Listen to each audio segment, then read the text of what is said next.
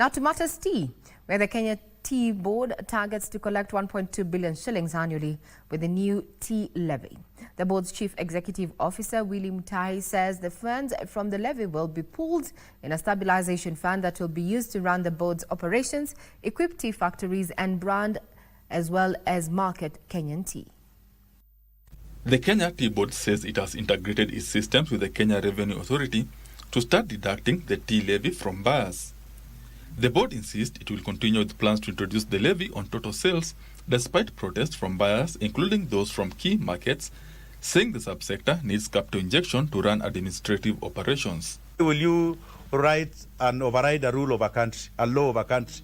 Because it's a law.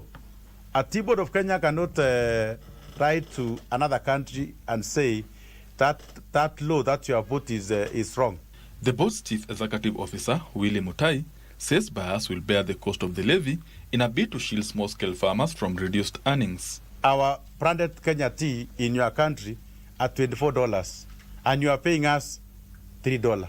The regulator says it vacated its earlier decision to peg the levy at 1 shillings per kilo as a tax equality measure. If you say you're going to levy 1 shilling, a person who goes and sells their tea at that 1 shilling, are you going to charge them the entire levy of 1 shilling? The levy is projected to collect 1.2 billion shillings annually, with the funds consolidated in a stabilisation fund. 50% of what you collect, as per the law, is going for income stabilisation fund, which the stakeholders now will be engaging on who contributed the highest to that kitty. That's that one that we are working.